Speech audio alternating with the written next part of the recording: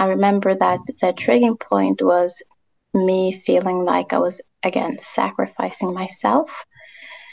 I was, studying, I was working, I was making dinner, I was tidying up, I was looking for my daughter, whereas he would just go to work, come back, sit on his phone, Yeah. maybe play a little bit with her, and then come to me and say, you know what, I'm tired.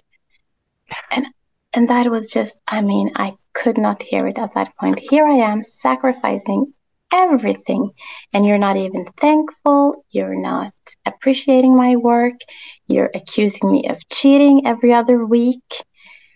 And if we're going to be intimate, I'm the one that has to initiate and, look at me. I'm this perfect wife and I do everything and I make myself look beautiful for you. You don't even notice. Yeah, it just Mm, it just became mm. really, really ugly. It was like this all of our problems for the last 3 to 4 years just came out of me and he just exploded as well. And yeah, it Oof. was really, really ugly.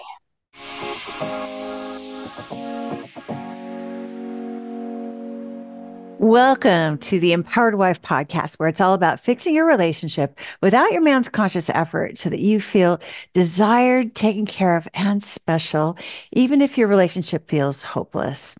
I'm Laura Doyle, and today I'm sharing 2 effective ways to start over in your relationship. My guest Noor felt so broken and depressed in her miserable marriage, she was making plans to leave her husband. But she started a few new habits, and within 2 weeks, their fights stopped. She canceled her plan to leave him, and today she describes her marriage as happy, easy, and funny. She's going to tell us what she did so you can do it too. But first, here are the 2 effective ways to start over in a relationship. When you're feeling the desire to have a reset, it's because you don't like the track things are on. There's too much conflict or tension or too much distance and loneliness.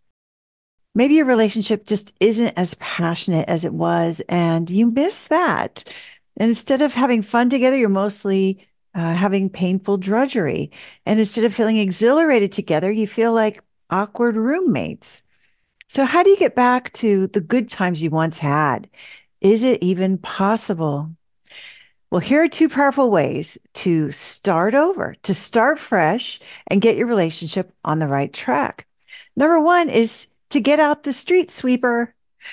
Full disclosure, this is my favorite way to start over in a relationship because I enjoy seeing people's head explode when they're surprised or falling out of their chairs. So you might enjoy that also. And if you do what I'm about to suggest, it's practically unfair because you'll be so disarming, but it's not always easy to get yourself to do it.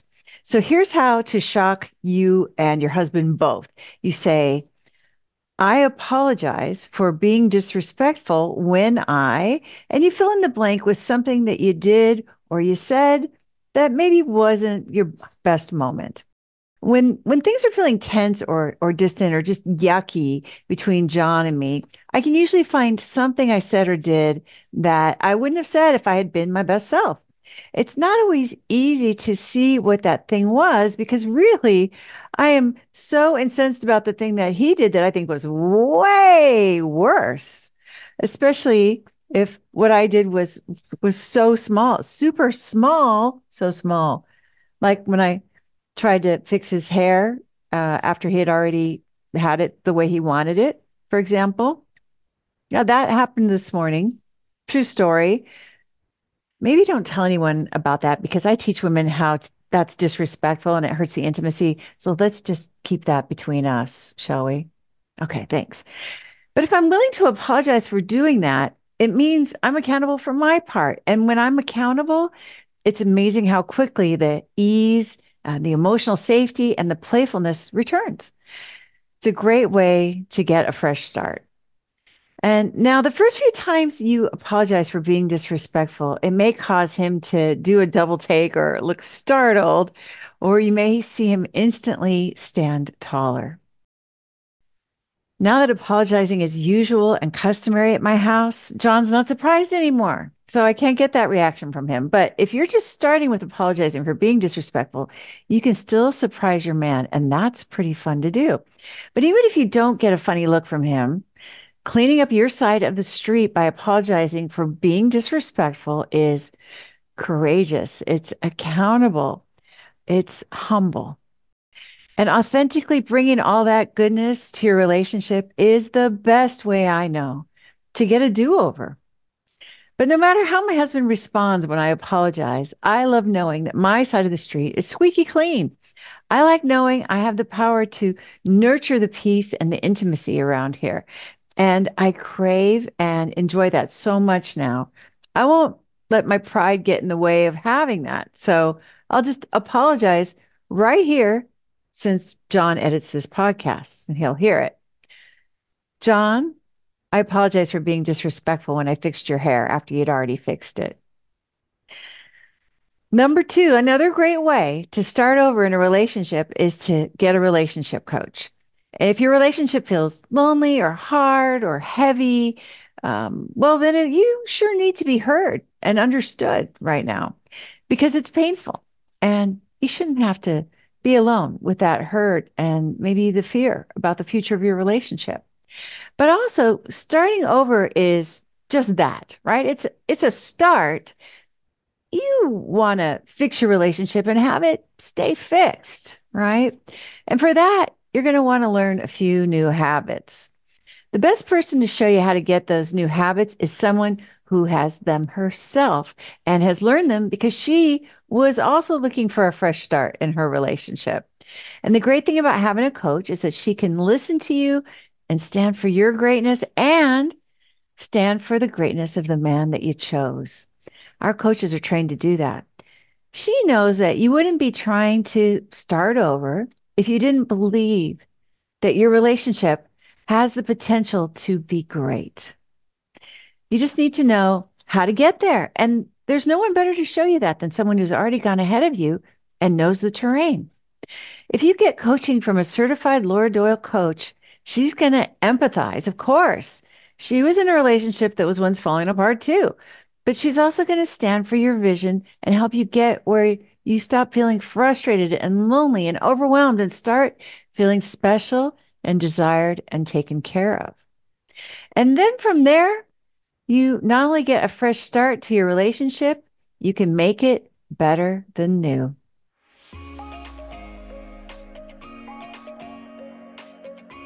If you're wondering how to get started with fixing your relationship and making it shiny again, then you need a roadmap.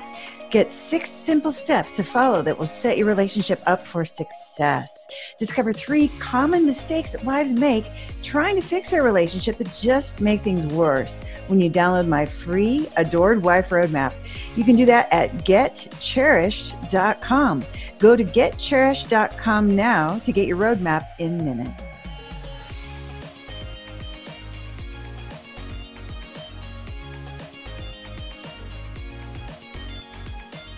My guest Noor felt so broken and depressed in her miserable marriage, she was making plans to leave her husband. But she started a few new habits, and within 2 weeks, their fights stopped. She canceled her plan to leave him, and today she describes her marriage as happy, easy, and funny. She's going to tell us what she did so you can do it too. Noor, welcome to the Empowered Wife podcast. I'm so excited to have you here. Thank you. I'm thrilled to be here. Thank you so much. Awesome. Well, what was going wrong in your marriage? What was it like in the bad old days? Yeah, so before I start with the bad old days, I think it's important to have a clue about how we got married in the first place. So I'm originally Muslim, and we usually don't want to have much physical contact or stuff like that before we get married because we believe it's not allowed. So when me and my husband met, we had known each other for only 3 months, and we found out that we had the same values. We were both raised in Norway, so we are originally from a place called Kurdistan. We had the same language, we had the same culture, we had the same futures or thoughts about the future.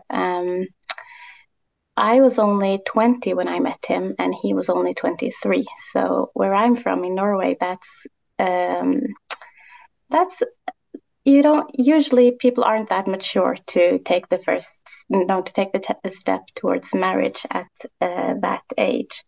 So, I thought, well, this is a man. He wants to get married. He doesn't drink. He has good friends. Um, I'll take the leap. I don't want to do anything that's going to be so-called haram, which means it's going to not give the blessings that we want in our marriage. So I was like, you know what? If it doesn't work out, divorce is an option. We can always, either it works out great, and if it doesn't, I'll be fine. I'm independent, I'm strong, I'm educated. I don't need a man. So that was kind of like the thought process that I had in mind, that I can always leave if I want to if it doesn't work out. Yeah. Yeah. Um, So I love this because I think a lot of people start out thinking, divorce is not an option, but mm, you weren't thinking that at all. You were thinking like, I can make it by mm, myself. If this is, mm, then we might as well try it. Let's just do it. Yeah. And also, another thing that I've realized now, looking back, when I've analyzed everything, my mom and dad, they are still married, and they had a, an okay marriage, I think, but I did see a lot of stuff that made me think growing up that it was better to be a child of divorce than a child of an unhappy marriage. So I always thought to myself that whenever I get married, I will do everything I can in my power to have kids growing up in a happy relationship. And if it's not meant to be that these two people are going to be together forever, then it's better to just leave and Mm. have an okay marriage with divorce. That's what I saw. I had many friends that were divorced, and I always thought that, like, I couldn't see that they were missing anything. So I had that thought in mind as well. It's better to be divorced and happy than to have children growing up in an abusive relationship where Yeah, they see mom and dad fight, and sure. yeah. So that's also another thought process that I had in mind. Um, so we got married. Everything was fine. He was really everything that I had dreamed of. He was kind. He was taking responsibility. He was working. He was kind to his mom and dad. He was kind to my family. He was kind to me. Everything was fine. I did see some throughout, like before we got married. He did have some like trust issues. Would later on be one of the causes that I decided to leave. It's not like I had trust issues towards him. It was more the other way around. He could not Mm. trust me in any way. Like whatever I did, he would not trust me. And I always would like think and think and think, why doesn't he trust me? What have I done? What I mean, I got married to you. I am kind to your mom and dad. I've given you this child. Also, I have two children, so we Yeah. we had our first child very early. And I was like, I've given my body to you. I've given my word of God to you. I've given up my own life from before Yeah. marrying you. I've given up everything. I thought like I was sacrificing myself, and everything I get back is a lack of trust. Mm. And Painful. that, So painful. yeah, it was really, really painful, and I just couldn't understand why. And there's I nothing you can do to clear your no, name. Yeah, clear your no, good name. Yeah. nothing I could do. And I would talk to him like, why? I can't seem to understand why you would think that. And he didn't really have an answer. He was just like, no, I just know you're doing something. And he would never like throw out the infidelity word or cheating word. Never. It was just like those small comments. And we were going on like this for 3 years.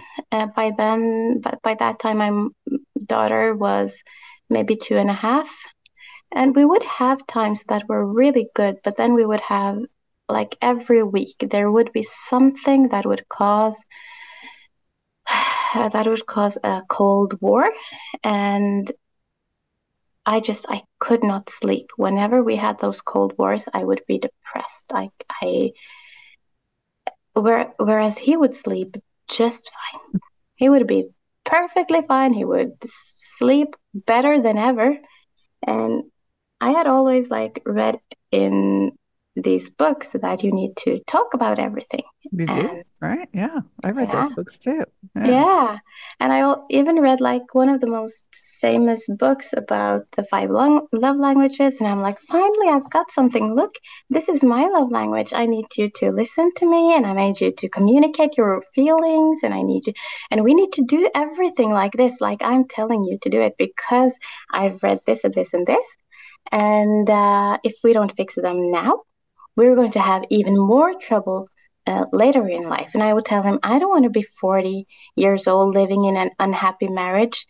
Either we fix this now, or else we got to just go our own ways. And I would always tell him, like, I'm not telling you that you're a bad guy, and I'm not telling that I'm a bad wife either. It's just that we don't match. Mm. Um, and another thing that um, that would make me think like that we didn't match, is that I've written this down. My need for romantic touch, both throughout the day and him initiating. So I would always feel like I was the one initiating. And Mm. you know, I was thinking, like, I'm still young. I think I'm good looking. Yes. I think, yeah, I would always think like that. And I think, looking back now again, I think he could smell that I was one foot in and the other foot out. Wow. Yeah. So I Interesting. wouldn't tell him directly, I don't love you, because I did love him. I Yeah. truly Yeah. did love him, but I had this fear of not being in a happy relationship when I was 40. And then my beauty, if you call it like that, would be gone. My time would be gone, and it would be too late. That's right. Yeah. Yeah. Yeah. So Totally get it. yeah, I had Mm. this fear that if we don't talk about this, and if we don't communicate, and if we don't go into counseling, and if we don't talk about feelings, then we are doomed. We are going to live in an unhappy relationship, and that's not going to serve you, and that's not going to serve me. Or Um, your kids, right? or our kids, exactly. So we had it like this for about 3 to 4 years. Um, and I would describe him as narcissistic. We've all heard about this before. I'm trying to fix everything, and you're just telling me that I'm cheating. If you have those accusations towards me, that's because you think like that, and you're thinking about cheating yourself. So Mm. um, I do what I do best. I Googled, and every time I would Google, I would find those narcissistic traits. He's good to everyone else. He's not good to you. Um, yeah, Mm. and that would just, like, build my case up even further. Yeah. Um, You had lots of oh, evidence that this was yes, with lots of evidence, right. exactly. Yeah. Um, so Like I've he talked could about sleep trust. all night after a Cold War and you were awake all night. So I was awake all night, and I was thinking and really making myself the victim. I mm, was really, really making myself mm, the victim, and I lonely. would try to be fair. I would try to think of it through his eyes as well. But everything that I've read would just back up my own evidence, like, here are the five love languages. Take the test, talk about this and talk about this. And I feel loved when you speak nice to me, or I feel loved when you hold my hand. That's what I would tell him. Why aren't you doing it? I've why aren't you doing it? I mean, Yeah, so who knows, right? Yeah. And so he wasn't responding. Did he read the book? Was he willing to read the of Five course Love not. No, no, Languages? no, no, Okay, no, no. okay, He okay. was he was too busy looking forward and not looking back. So that's, I think, Mm, one of those things that I've just realized that I cannot control, that we are different people. And some mm, people use a lot of time and a lot of effort looking back and trying to figure out why things are the way they are today, why our identity and why, yeah, just why we are the people that we are. Whereas he has his own way of thinking, right? And he's looking more forwards, and just this chit chat about our relationship and our past and my need to confront all of those things that I've been through and that what he's been through. I just felt like we know we have to talk about this. We need to figure this out. We need to be healthy. We need to, yeah, we just need to do everything in order to make sure that we don't end up like our parents. Um, so I had this really, really big fear of living in an unhappy relationship, and my way of fixing that was through reading books. But I it would just get me even further in my case, right? I was just lost. it just, yeah, it wasn't working. Mm. And it kind of seems like it's his fault because he wasn't, he wouldn't read the books and he wouldn't hold your hand because you told him. It wasn't that important to him, I thought. No, no. Or So he didn't he's not care. important He to doesn't you. care. Right. He Yeah. doesn't care. I'm not important to you. You don't take this. You don't take my happiness as a Seriously. main goal. Yeah. Not a Yeah, and priority. Yeah. yes, exactly. And as another thing in my culture that I always had in the back of my head was that we have this thing called nasib, which means luck. So I had always seen my mom and my aunts in the home country. They were talking about, like, we women in our family, we don't have luck, we don't have nasib, we just end up with Oh, these bad men, and it's within our bloodline.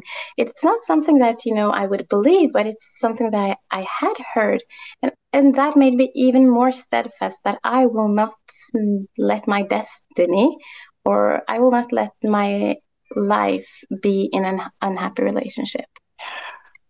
there's Um, already an expectation, like a prophecy yeah, for you that you had to like either overcome or, oof, or endure and just, like, endure. Oh, just suffer endlessly. Maybe yeah. be And another. that's not what I was looking. No, That's not who no, I you won't am. even That's do not that. something I'm going No. to accept.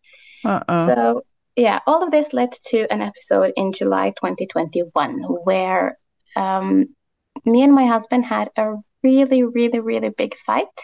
And this was the first time that we had fought that loud in front of our daughter. Mhm. So she saw it, she started to cry. It's not like we were physical, but it was just loud noises. We were screaming at each other, and it just became really, really ugly. And after that fight, I just decided, that was what I was looking for. If my children were going to see an unhappy relationship, then I'm out. I'm going to protect them at all costs.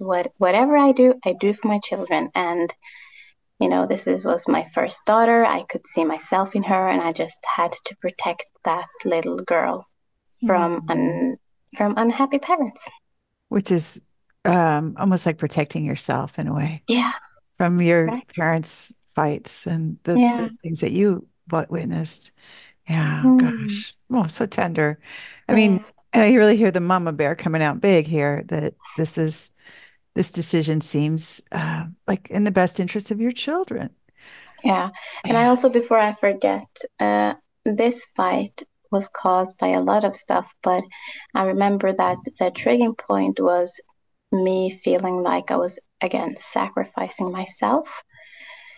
I was, studying, I was working, I was making dinner, I was tidying up, I was looking for my daughter, whereas he would just go to work, come back, sit on his phone, Yeah. maybe play a little bit with her, and then come to me and say, you know what, I'm tired. And and that was just, I mean, I could not hear it at that point. Here I am sacrificing everything, and you're not even thankful, you're not appreciating my work, you're accusing me of cheating every other week. And if we're going to be intimate, I'm the one that has to initiate. And, look at me. I'm this perfect wife and I do everything and I make myself look beautiful for you. You don't even notice. Yeah, it just Mm, it just became mm, really, really ugly. It was like this all of our problems for the last 3 to 4 years just came out of me and he just exploded as well. And yeah, it oof. was really, really ugly. And painful. It just sounds, talk about suffering, right? Mm, It's lonely. It's hopeless. Sounds pretty yeah. hopeless. Yeah, and it was really lonely because I didn't tell anyone. Um, Oh, gosh. yeah, I felt like, I had heard this advice that if you tell your mom or your sisters or your friends, they would never forget. Whereas you could, if we were lucky, we would fix everything and I could forget and they would still have the nice picture of who he is or who I wanted people to believe that he is. Yeah. So I was just from July 2021 to January 2022 when I heard about you. I was miserable. I mean, I Mm. would be at work and I would cry. I would drive the car and I would cry. I would brush my teeth and there would be tears coming out. Mm. It was so, so lonely. And I tried to talk to him about it. He wasn't interested. I tried to cry for him to see that I'm hurt. He wasn't interested. And everything that I just did just backed up my story. That, he was Mm. this awful man. Maybe not awful man, but awful man to me.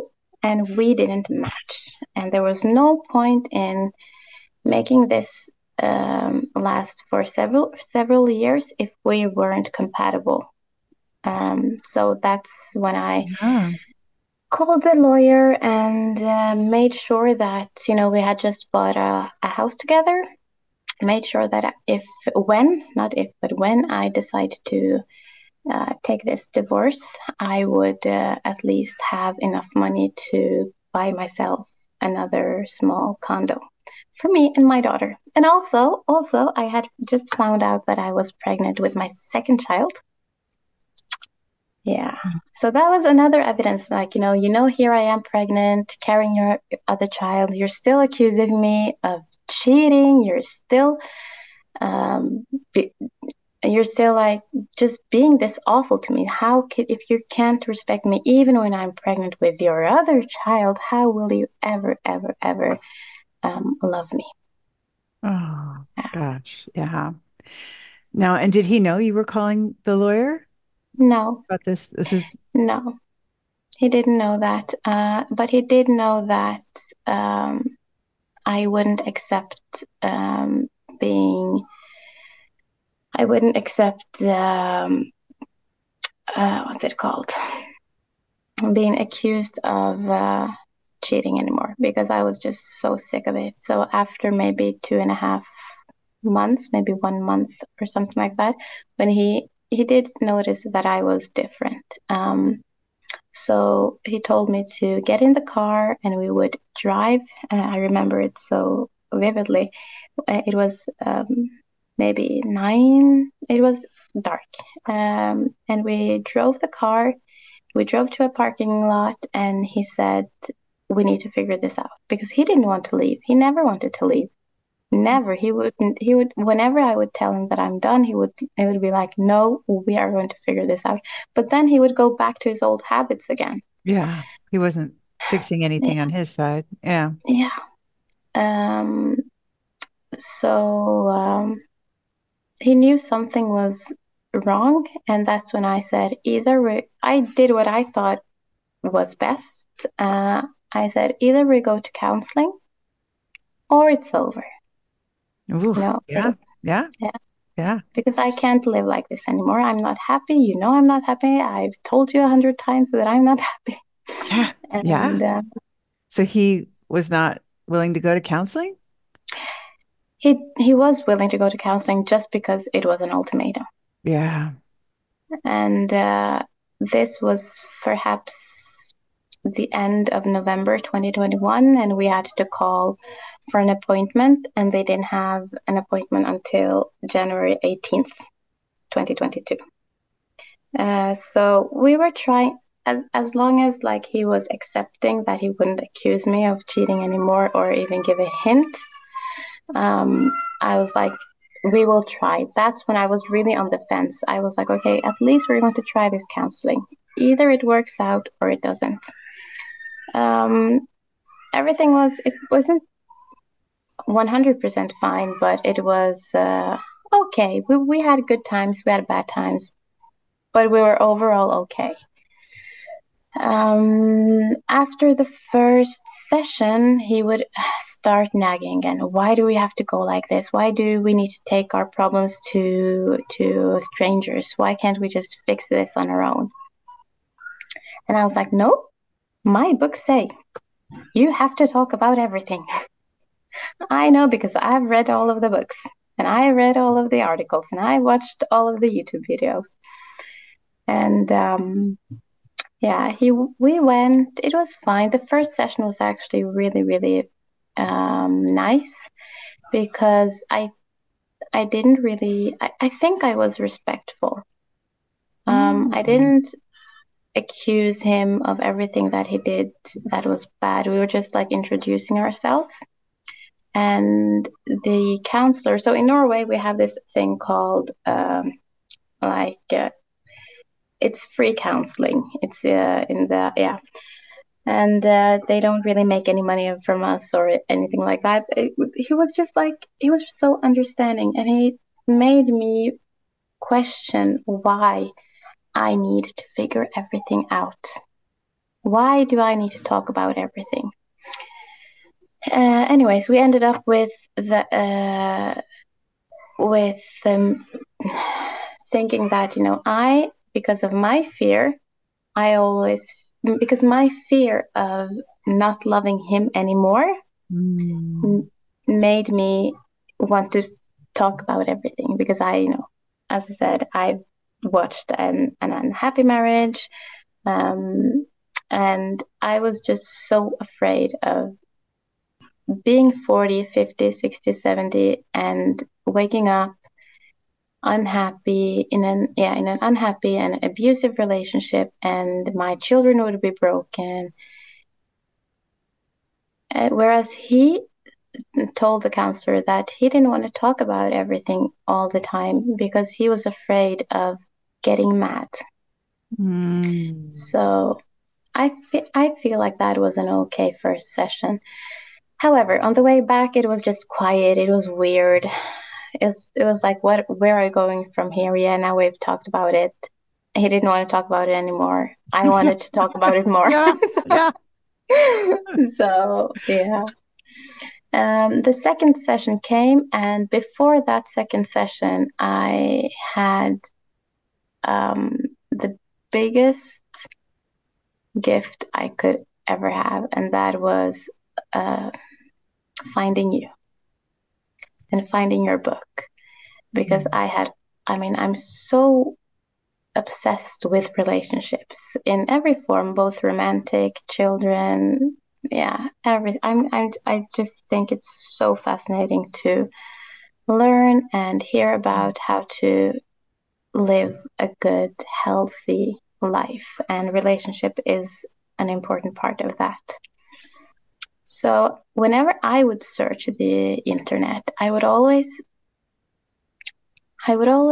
find clues and evidence that would say stuff like if he doesn't love you if he doesn't listen to you, or he doesn't love you if he doesn't try. And I had all of my other evidence, with him accusing me of infidelity, and with him not really helping me around, and him not listening to me when I tell him that I need nice words from him. And I was just like, whenever I would try to seek help, I would get more evidence that I was doing the right thing, leaving. So I remember I was listening to a podcast, which was an Islamic podcast, and I hadn't actually listened to that podcast in maybe 3 years. So it was just like it was a, I think it was a gift from God. It truly, truly was, because I just looked up the show, and the first episode that shows up was, before you take a divorce, watch this. And I was like, that's for me. Okay. Because I was sure that I I didn't want to live in regret. So I didn't Mm. want to take out that divorce, find out that the grass really isn't greener on the other side, and have any doubts that I did the wrong thing.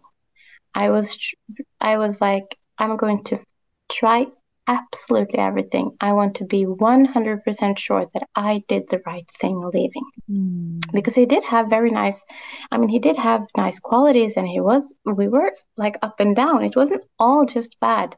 It was just that at the time the bad stuff would be heavier, way heavier than the good stuff.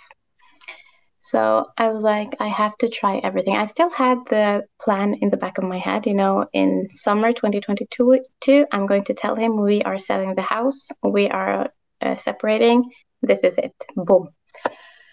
But I would have to wait, because I needed to. As I told you, we had just bought the house. I didn't have any money. He didn't really have any money. But after a year, we would be in a better place to, split things equally between the two of us. So, and also this again leads back to my children, because I was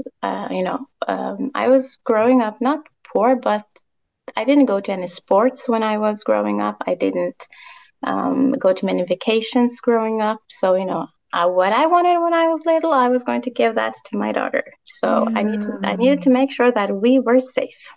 Yeah. So that was the plan that I had in mind. However, when I found your podcast, when I found that podcast, I listened to the interview with you, and I think it lasted for like half an hour, and I was just so mesmerized. Like, what could she possibly say that would help so many women choose choose their relationship instead of leaving? So I don't have a lot of patience. We don't have the book in Norwegian. I think I tried to, no, I don't think and I so. need you to fix that. I All need you right. to, We'll work on that. yeah. But um, I I looked it up, and I saw that it was on an app called Storytel. I downloaded the app. I made a free subscription, like they have a 2 week trial, and I listened to the whole book in maybe 1.5 day. I was so mesmerized.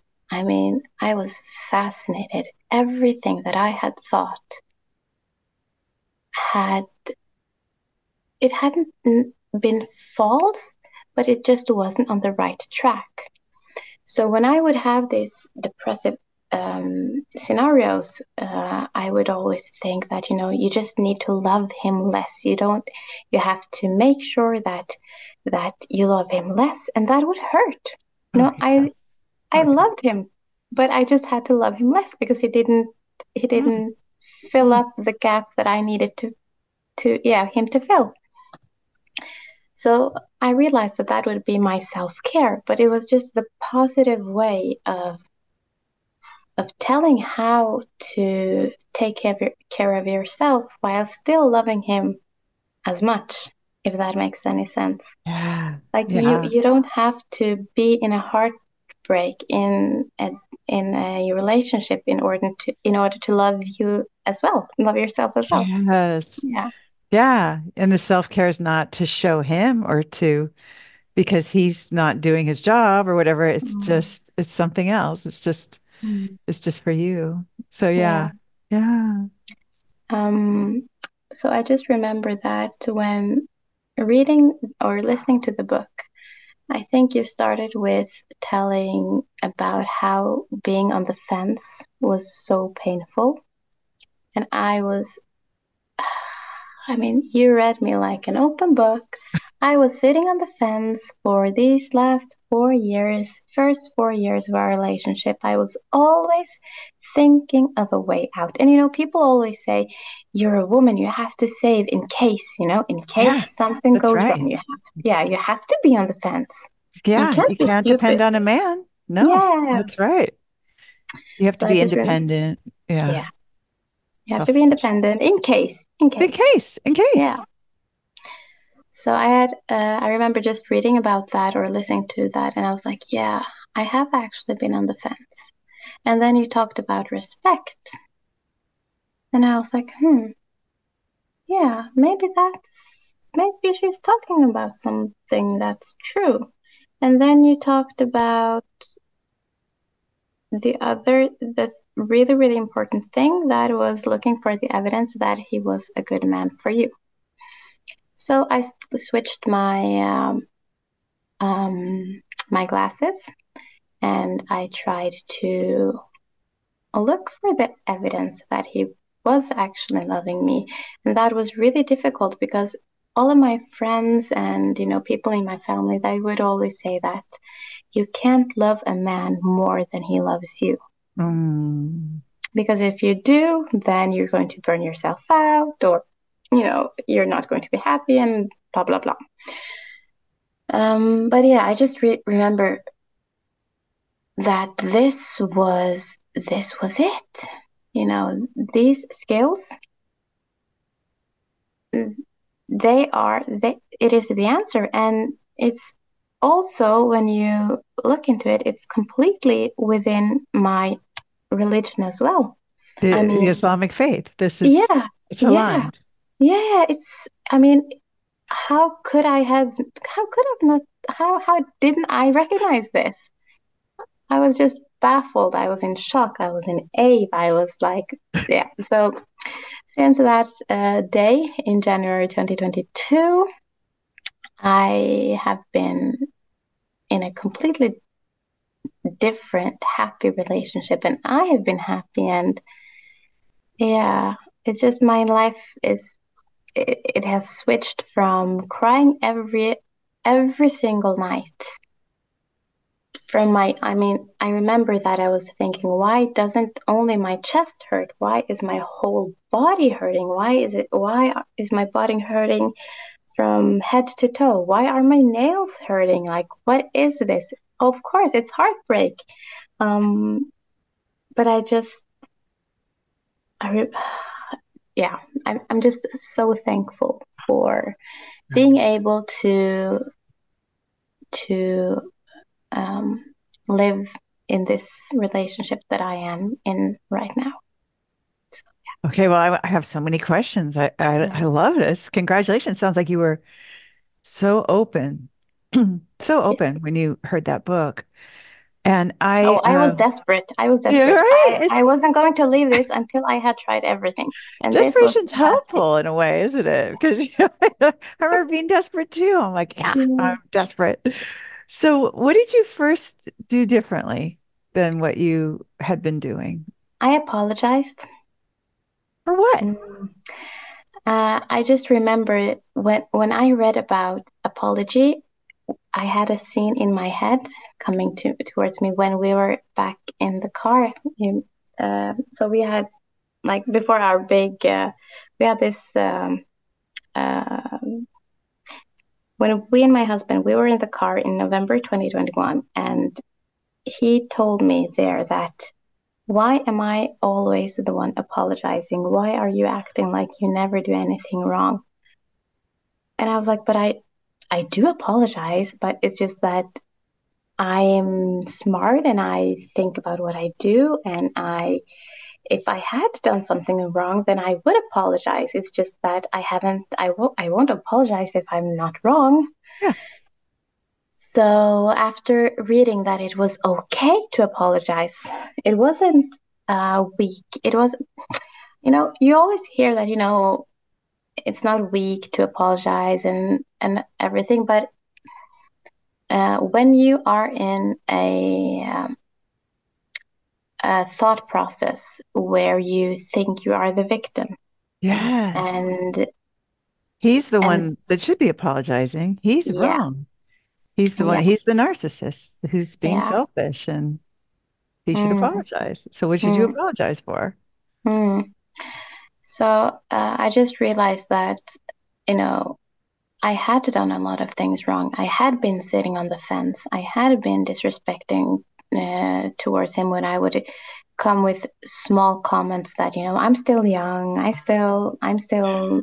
There are a lot of men who I'm still who would be in. pretty. Yeah, Yeah, yeah. yeah, And I would also be very disrespectful when other people in my family would call him really disrespectful stuff. I mean, I don't think that they meant bad. It was just that I'm the oldest of five sisters, and as I told you earlier, I married quite young.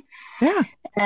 And so my other sisters, they aren't as, back then they were kind of like maybe 16, 17, 18 years old. And they did have a good relationship with my husband. So whenever they would be they had I mean they had this kind of sneaky way of speaking towards him, like they would say stuff like, oh, stop being such a child, you're acting like a child, because they would see that, I'm doing everything for the children, I'm cooking, cleaning, he's just sitting there. Why would you act like a child?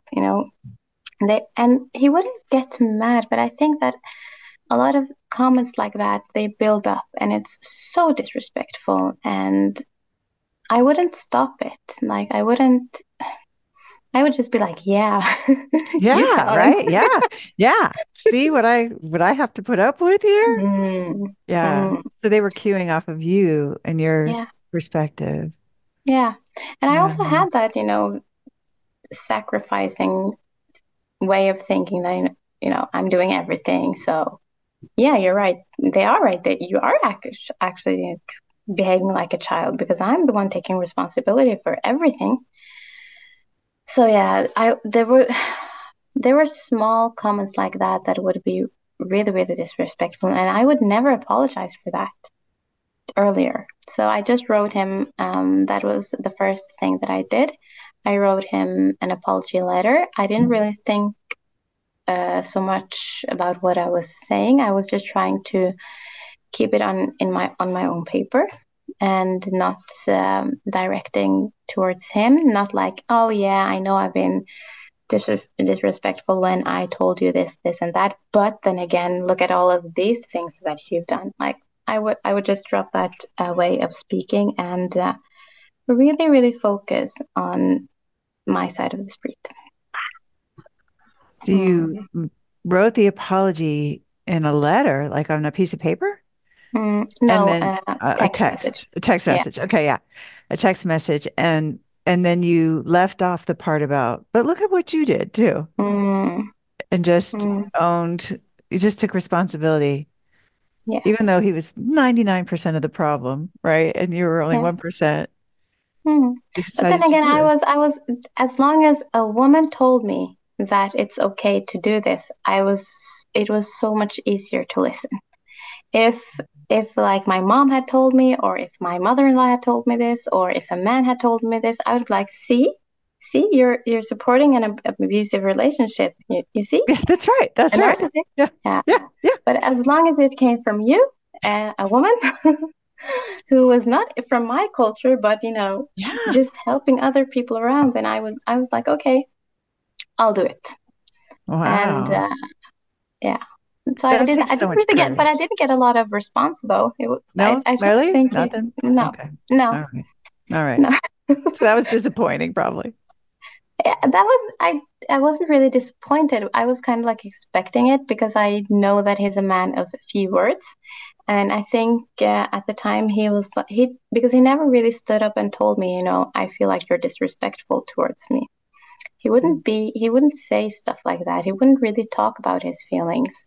So I didn't expect a lot. And that expectations, that was also a lot of one of the things that would help me think about what I've done, because then I wouldn't expect him to do what I wanted him to Mm. do, right? Mm. Mm. And to be honest, I just did every all of the six intimacy skills at once. Like I jumped right in. I didn't really look at what I was doing first and second and third. I just did everything that I could. So I wrote the apology letter. I tried to look for all of the evidence that he was doing good. I tried the spouse fulfilling prophecies. I listened to all of the podcasts. That was really, really amazing and that was also my self care. Just listening to all of these women who were strong enough to do what they did. Yeah. Yeah, I expressed gratitude. I had always expressed gratitude, to be honest. It is just that all of the other stuff were missing. So I had really, really bad spouse fulfilling prophecies, right? What do you think your old spouse fulfilling prophecy was? Well, he's a narcissist was one of them, right? Yes, Yeah, he's a narcissist. He doesn't love me as much as I that's love right. him. He doesn't love me. Yeah. He's not losing in this relationship. I am losing. He Yeah. doesn't lose anything if we get divorced. I'm the one losing. I'm the one losing my reputation. I'm the one doing all of this work, whereas he hasn't really changed a lot in his life, whereas I have Yeah. changed everything. I've moved, I've given up my body, Yeah. I yeah, I don't sleep at nights. I mean, I would say that my spouse fulfilling prophecy was just that you are doomed to leave me hanging. Yeah. Yeah. Yeah. And what do you think what was your new spouse fulfilling prophecy that you intentionally created? Everything that was positive. But biggest one, I think, was he loves me. He loves me. Yeah. It's so simple, right? He Yeah. loves me Yeah. versus the old one. He doesn't love me. Yeah. So did you say it to him? To be honest, I don't remember the first time saying that to him. I just remember that repeatedly I would say, "Thank you so much for," and then I would look at whatever he was doing, working as much as you do Working. for us. I know that you love me. And I would just leave it there. Wow. That's to me, that's saying it to him. That was you. Oh, and Mm. did it feel like a lie at first? It didn't really feel like a lie, but it was I think it was really hard for me to say it and then keep my mouth shut. So a lot of duct tape as well, because the old me would go back to, what are Yeah. you going to tell me? Let's talk more about this. It's Yeah. hard. It's hard not to say that the rest of it. Mm, mm, So, how did he respond when you started? So you were doing gratitude, you were apologizing for being disrespectful, you were focusing on what he was doing right and using this spouse fulfilling prophecy. I know you love me. mm, How mm. did he change? Did anything happen? Or To be just, honest, the I don't remember him really reacting a lot. He was more like just giving me a look and then doing whatever he was doing. Um, but I remember that all of the fights stopped, and he stopped um, accusing me of infidelity. you're kidding. No, I'm not kidding. I didn't Wait, even bring up the subject. I didn't fight him. Why? I didn't ask why he would. I mean, it all just stopped. He Yeah, as I said, I saw the difference within 2 weeks, but after that, I mean, he hasn't accused me of being um yeah, of being like, having my eyes out for other men since that, and it's been 2 years now. So, Wow. hmm, 2 years and he's never brought that up again? never, Okay, never, so never, never. so connect the dots for me. Why do you think that is? Uh, I've been thinking a lot about this, and I think I might have come to an answer, and that is I didn't show him that I was unhappy. I didn't talk about, I'm unhappy, or we need to fix this and we need to talk about this, or else this is going to happen. I just kept my mouth shut. I used the duct tape a lot, a lot, a lot. And I just think that him seeing me happy and him not seeing that I have interests on my own besides talking about our relationship has made him more secure in his role as a successful husband. He's a successful husband. So that was not Mm, a good hobby, just talking about the no, relationship. no, And no. you don't seem to miss it. But do you ever feel like, okay, you talk about wearing duct tape, right? Which is keeping your mouth shut in a way. Mm. So do you ever feel like, "Oh, I just have to say this thing? Like, my opinion counts. I want to be heard. This is You know unfair." what? I can I do have some times now as well where I can think like that. However, now I see why I would think. I can analyze my way of. I can see myself in a from another's perspective. I can see that um, I need to work on my self care and I need to be more gentle with myself. However, what was your question again? Yeah, like, don't you ever feel like you want to say what's on your mind instead of just keeping your mouth shut?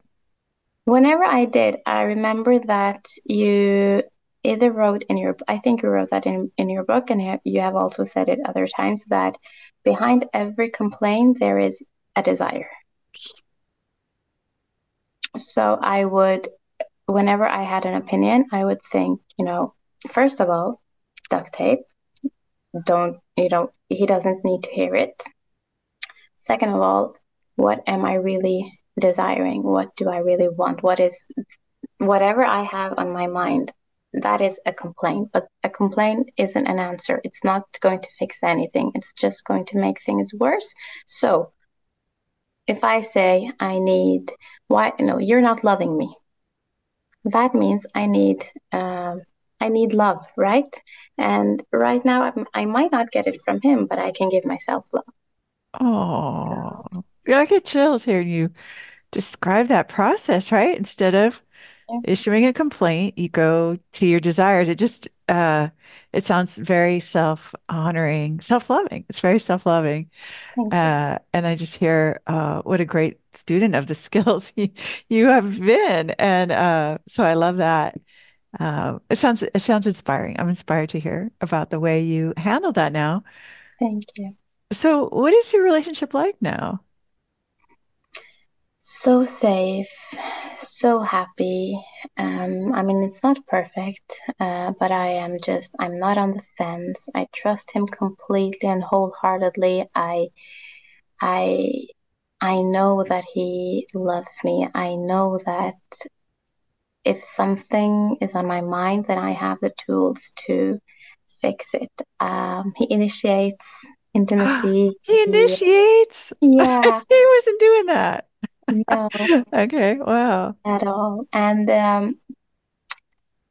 it was this weekend. I wanted to go for a walk because I've been really tired from work and I'm a teacher. So right now, this time of the year, it's like just everything is a lot. So it was the weekend. My daughter was at a friend's house. My son was sleeping. My husband was at home. And I was like, I'm going to go for a walk. I put on my jacket, my shoes, and he's like, I'm coming with you. Excuse me, what? I have been nagging about you and me going for a walk for 5 years, and you have always said no. I don't want to. I don't need to. And now you want to come with me, and I haven't even told you so. Okay, okay, you're free to come. I told him, but it Oh my yeah. gosh. It ended up being such a fun date. I mean, we walked like 4 kilometers. We found a new restaurant. We talked. We had big ideas about the future. Yeah, we just Oh. landed that we maybe want to go to Spain for a year if everything works out. So we just really think about the future. We have the same. We have so much love for each other, and that's really what I always wanted. So you are an irresistible magnet to him. You're going for a walk. He wants to be with you. He's got to Yeah. get some more of Nor. So he had to come. And so now I hear you feeling desired. I hear you Thank you. feeling loved. Yeah. Yeah. It I do. I really do. must feel wonderful. Mm. And I give all of the creds to you. And you know, I've been reading all of these self-help books for years. I've been listening to all of these podcasts, and I couldn't figure out a way to fix my relationship. And I always thought that, it's either going to go okay or we're going to end up divorced. And I have right now such a happy relationship that I could cry thinking about it. Mm, Congratulations, Nor. thank Makes you. me cry too. Oh my gosh. Well, so what's your tip for somebody who is where you were, Mm, calling the lawyer, mm, ready to move on, but she wants what you have now, where he has to go on a walk with her and he's initiating, right? And you feel lo so loved that you could cry. What's your mm. best tip? What should she do? First of all, decide what you want. Do you think marriage is important? Do you want to do everything in your power to try to become happy in your relationship? If you decide that, I want to try everything, then this book is for you. But if your heart isn't at the right spot, if you're not ready to be accountable, if you're not ready to use duct tape, if you have the same thought of mind process that I had, that I'm a victim, and if I close my mouth and if I don't speak what's on my mind, then that means that I'm a victim. Then no, this book isn't for you. You have to have an open heart. You have to be accountable for your part of the story. Um, and if you are willing to just read the book, try the skills, talk to a friend with an open heart, then this is the answer. It is a full circle, and they all just align so well together. So I would tell her to make up your mind. Do you want to stay or do you want to leave? And if you want to stay, then just try the skills and talk to a friend, talk to someone who isn't going to support your evidence when you are in that state of mind where you just see everything from your own point of view. Even if you say that you see it from his point of view as well, you're not. um, so if you are ready to be accountable for looking at your side of the street and just looking for a happy relationship that's going to last throughout the years, that's going to withstand all of life's troubles, then do your self care, relinquish control, receive graciously, respect. That also means being able to apologize, express gratitude, look for gratitude, have those glasses that looks for the good stuff in your husband. Because I think that our brains, most of human beings, they tend towards pain, they tend to look towards that's what we remember. We remember the pain, and we forget the good stuff. We are, as human beings, I think that we are, if you don't work on it and if you don't give it a sincere fight, like a struggle in your mind, then you will always remember and you will always see the bad stuff. So you have to like train your mind to really, really, really look for the positive traits in people and in situations. So Mm. if you are ready to look for the good stuff and express that gratitude, and you're also ready to be vulnerable, that's the skill that I'm still working on. It's because I think that we are never really finished. You know, we're never really done with the skills. Not So to my knowledge, no. Yeah. yeah. So I'm still on the vulnerable part right now. That's like where my main focus is. But if you're ready for all of those 6 skills, then you have a gift in your life, and you just have to read the book, you have to listen to the podcast, and you have to really be loving and graceful towards yourself. You know, we just don't know what we know. And if, Yeah. Yeah. yeah, we can't undo the past, but we can do something about the future. And Beautiful. yeah, this is such a hope. You know, you have the power. You really do have the power Yeah. to try to change things in your relationship. And I just really hope that every woman who needs to hear this really hears it. And yeah. Mm. Well, you're helping with that right now by coming on this podcast and telling your story. So I'm so grateful for that. And I do want to give you my wife award here. See, best wife, best Thank wife. you. Congratulations. You have saved your family. You fixed your family, Mm. for people's lives, right? Yeah. You have created love in the world, uh, Thank you. where it would not have been had you not been so courageous, humble, accountable, and I just admire you so much. So Thank thank you for you. the inspiration today. I'm honored. Thank you so, so much. According to a study at Harvard, and this was horrifying to hear, if you know a couple who's getting divorced, you are 75% more likely to get divorced too. Woo! It matters who you listen to, which is why over 7,000 women like you who think that having a great marriage is important have joined our free Adored Wife group. The Adored Wife group is a launch pad where you can meet our certified coaches and discover the best next steps for making your marriage last and thrive. It's 100% free to join. Just go to lauradoyle.org/group right now. This is a private group, and it's not for everybody, but if you are a wife or girlfriend who thinks that having a great marriage is important too, we'd all really like to meet you. So go to lauradoyle.org/group right now to join us free. That's lauradoyle.org/group. Listen and subscribe to the Empowered Wife podcast. On next week's podcast, I'm going to share 3 decisive strategies for when your husband calls you names. I know, harumph. In the meantime, I hope you're having lots of fun, because today's fun fact is that I got a vigorous workout yesterday.